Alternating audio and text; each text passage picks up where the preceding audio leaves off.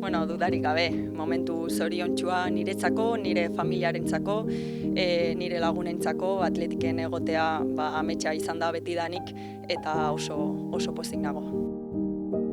Bai, beste urte batez hemen egoteko aukera izatea niretzako oso pozgarria da.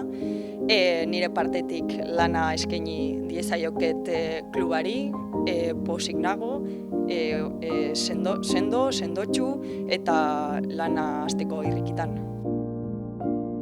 Bai, egia da bi etapatan bizi izan dudala atletik.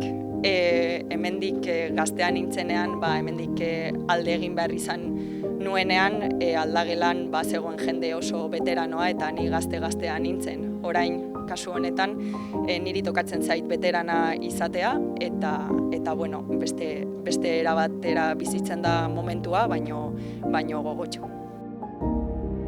Bai, futbolari batentzat denboraldia hastea garrantzitsua da, entrenatzen hastea, berriro kirola gertu sentitzea eta astelena iristeko irrikitan nago.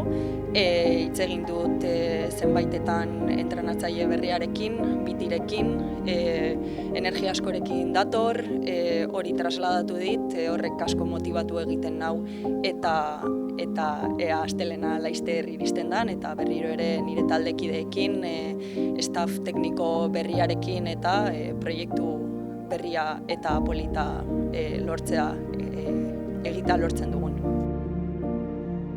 Cuando yo tuve que marcharme de aquí en mi etapa anterior, una siempre soñaba con volver porque sentía mi casa, se me quedó esa espinita clavada que poco a poco he ido resarciéndome y bueno, estar aquí es lo que más quiero, así lo demuestro, muy agradecida al club con muchísimas ganas, a pesar de que parece que ya con 30 años te catalogan ya como que ya se está terminando la etapa deportiva, que no cabe duda, pero yo tengo la energía de cuando tenía 18, la misma ambición, me encuentro físicamente muy bien y tengo muchas ganas de estar aquí, de volver a reencontrarme con mis compañeras, nuevo staff técnico y hacer las cosas bien y bueno, quién sabe si poder soñar con llevar al Athletic a Champions, que es uno de los deseos que tengo todavía por cumplir.